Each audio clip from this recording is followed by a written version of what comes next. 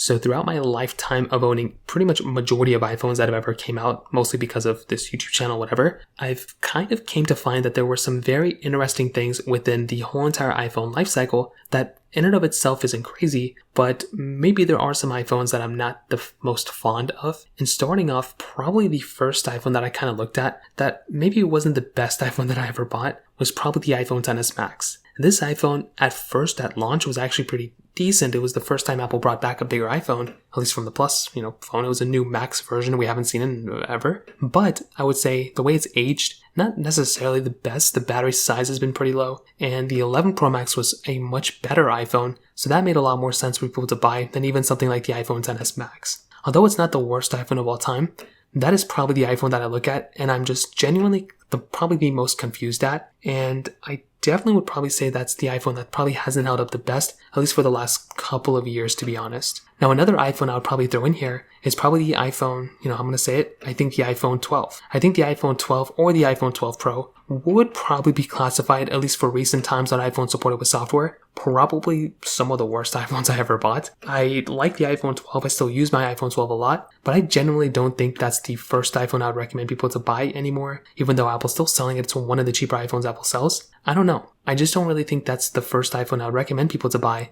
and I would feel much more comfortable people buying something maybe like an iPhone 12, iPhone 13 Pro probably is better, an iPhone 13, iPhone 11 Pro might be better in some ways, but I would probably say that the iPhone 12s might be some of the worst iPhones I ever bought, including the 12 mini. I think the 13 series really were so much better, so it really only makes sense to buy those iPhones over something like the iPhone 12 in my opinion. Finally, but being completely honest, I think the iPhone 14s are probably some of the worst iPhones I ever bought as well. Although these ones are still great, they have lots of features and lots of cool things built in.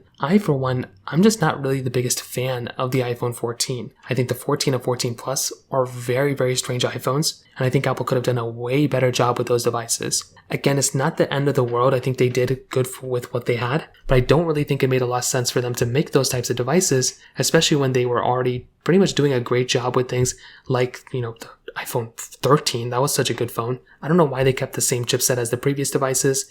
I feel like they could have went through and maybe done a few better things here and there. But I would say as of this moment, for the most part, Apple has a lot of legs to stand on. They made amazing iPhones for the most part, but there were some weird iPhones they made here and there. And those are basically probably some of the worst iPhones, I would say. At least some of the worst iPhones I ever bought for the most part. If you have any other thoughts or questions, let me know in the comment section below. Hit the like button, that would mean so much, but definitely hit that subscribe button. More importantly than everything else, I love every single one of you guys. Hope I'll catch you guys in the next video. Peace out till then.